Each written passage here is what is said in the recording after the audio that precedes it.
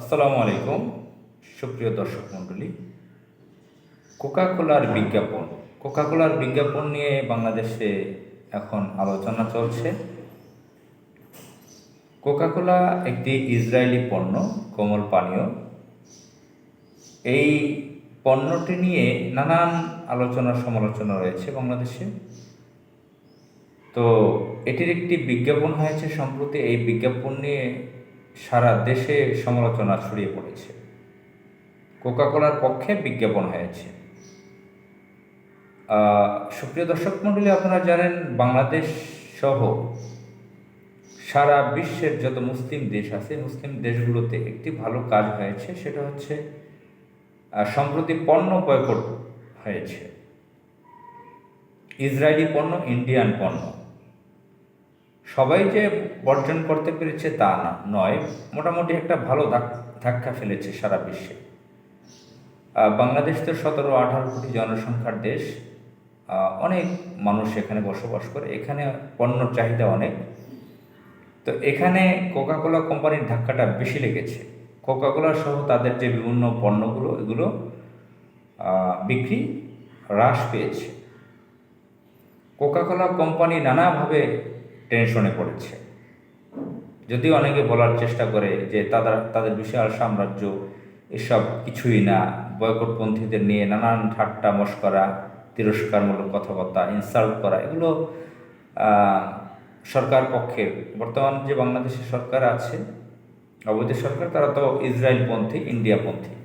তো তারা ঠাট্টা মশকরা, তিরস্কার এগুলো করে কন্টিনিউয়াসলি।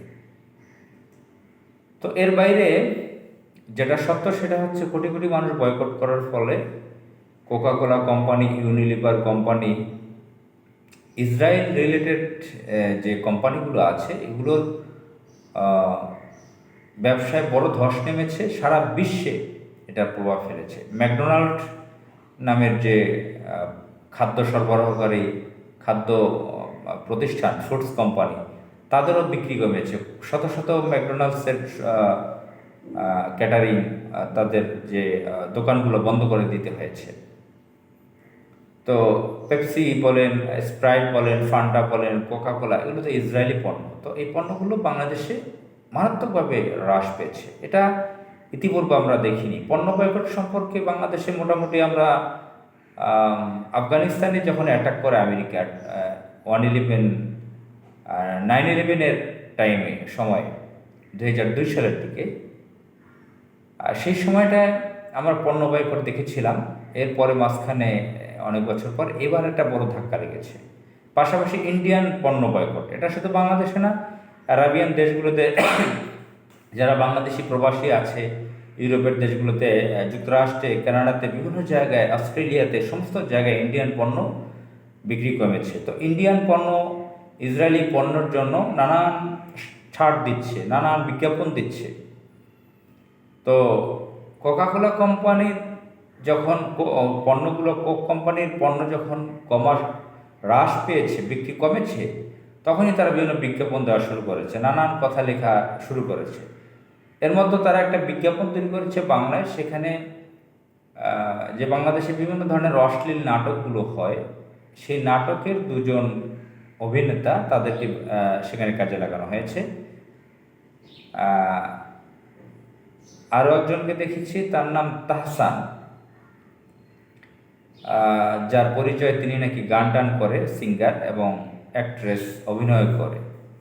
তো সে ঢাকা বিশ্ববিদ্যালয়ের ছাত্র ছিল, ব্র্যাকের টিচার, সেই হিসেবে দেখা যায় তার পরিচিতিতে।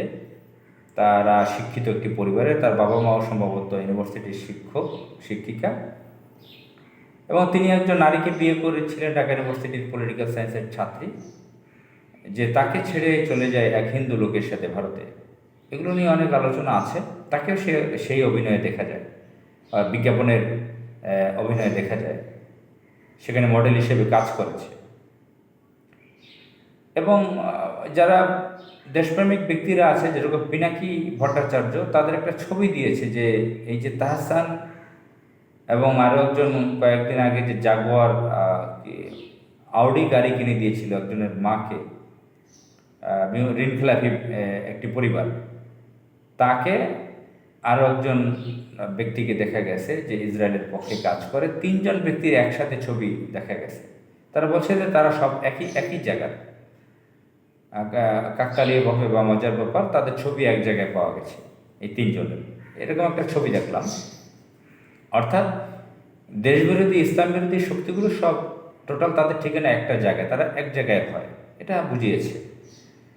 তো এরপর দেখলাম যে দৈনিক প্রথম আলো পত্রিকা ভারতপন্থী ইসরায়েলপন্থী একটি পত্রিকা হিসেবে পরিচিত। এই পত্রিকায় উচ্চ পদে একজন আছেন, সাংবাদিক হিসেবে কাজ করেন, বুয়েটের একজন সাবেক ছাত্র, যিনি গল্প টল্প লিখেন,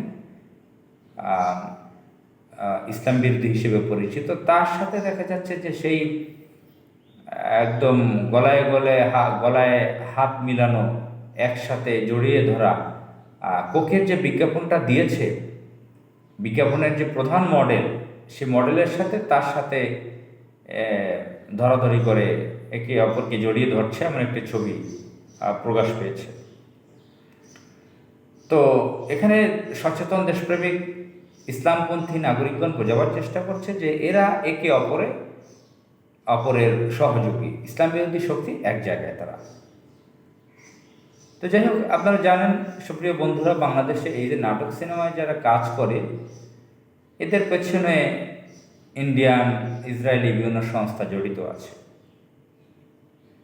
মুসলিম দেশগুলোতে অশ্লীলতা ছড়াবার জন্য এদেরকে কাজে লাগানো হয়। কেউ কেউ বলেন যে শয়তানদের একটা সংগঠন আছে, আন্তর্জাতিকভাবে একটি সংগঠন আছে, সেই সংগঠনের বিভিন্ন সদস্যরাই এই নাটক সিনেমায় বড় বড় নেতৃত্ব দেয়, লিডারশিপ, এখানে তারা লিডারশিপ পর্যায়ে রয়েছে।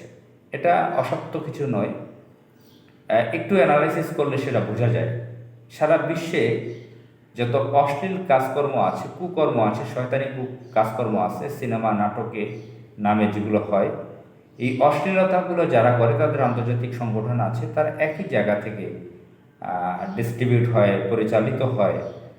তো এটা আমরা বুঝতে পারি। যাই হোক, বাংলাদেশে অনেক নাটক সিনেমার অ্যাক্টর অ্যাক্ট্রেস আছে, যেরকম তাহসানকে আমি অ্যাক্ট্রেস বলেছিলাম, অ্যাক্টর হবে, যাই হোক ইংরেজি ভুল বলেছিলাম। তো এই যে অ্যাক্টর অ্যাক্ট্রেস আছে, অভিনেতা অভিনেত্রী, মডেল, সিঙ্গার, গান টান করে, এর বড় অংশটাই অশ্লীলতায় লিপ্ত, এবং এদের বড় একটা অংশ বিভিন্ন নিম্ন শ্রেণীর পরিবার থেকে এসেছে। এই ক্লাসিফিকেশনটা আমি সহজে করতে চাইনি। বাংলাদেশের ক্ষেত্রে আমরা দেখি যে এই ক্লাসিফিকেশনের ব্যবহার আছে, যেটা কার্ল মার্কস তার সোসিওলজিতে উল্লেখ করেছিল। ক্লাসিফিকেশন উচ্চবিত্ত, মধ্যবিত্ত, নিম্নবিত্ত, এই ধরনের 4টি বৃত্তের যে ক্লাসিফিকেশন করেছে। তো এই ক্লাসিফিকেশনটা আমাদের বলতে হয় বিভিন্ন কারণে। তো এই নাটক সিনেমায় বা এই বিজ্ঞাপনে যারা কাজ করছে বিভিন্ন যুবক যুবতী, এদের অধিকাংশ নিম্ন শ্রেণীর। তাদের পরিবারে আর্থিক সমস্যা ছিল, তাদের ইসলামী শিক্ষা ছিল না, বিভিন্ন ফালতু পরিবার থেকে এরা উঠে এসেছে অধিকাংশই। অবশ্যই অনেকের একাডেমিক ভালো শিক্ষা টিক্ষা আছে, কিন্তু তারা আসল বিষয়টা বুঝতে পারে না, তারা অশ্লীলতায় লিপ্ত। তো এই শ্রেণীর লোকগুলো তারা টাকা পয়সা ইনকামের জন্য কোনো কিছু ধারে না, কোনটা দেশ বিরোধী শক্তি, কোনটা ইসলাম বিরোধী শক্তি। যে ইসরায়েলি পণ্যর বিজ্ঞাপন দিয়ে সে বড়লোক হতে চায়, সে পরিচিতি পেতে চায়, আন্তর্জাতিকভাবে পরিচিতি পেতে চায়, দেশে বড় ধরনের একটা কিছু নাম করা কিছু হতে চায়, বড় প্রোটোকল চায়, সে সেলিব্রিটি হতে চায়, টাকা পয়সা ইনকাম করতে চায়, সেলিব্রিটি হতে চায়, নাম করতে চায়। এগুলোর জন্য তারা পাগল হয়ে যায়। তাদের মধ্যে ন্যূনতম দেশপ্রেম কাজ করে না। তারা যে জাতি হিসেবে মুসলিম, তাদের আইডেন্টিটি, সেটাও তারা ভুলে যায়। তারা লোভে পড়ে এই কাজগুলো করছে। তো যাই হোক, আমরা দেখেছি, গণমাধ্যমে দেখেছি, সেই বিজ্ঞাপনটি নাকি সমালোচনার কারণে উঠিয়ে নেওয়া হয়েছে, এবং সেই অভিনেতা নাকি ক্ষমাও চেয়েছে। যদি সত্যিকারে সে ক্ষমা চায়, যদি ভালো হয়ে যেতে চায়, আল্লাহ তাকে হৃদায়ত দান করুক, ভালো হয়ে যাক। আর নতুন করে যাতে কোনো মুসলিম পরিবার থেকে এই ধরনের বাজে অভিনয়ে বিজ্ঞাপনের মডেল হিসেবে না আসে কেউ। আসসালামু আলাইকুম।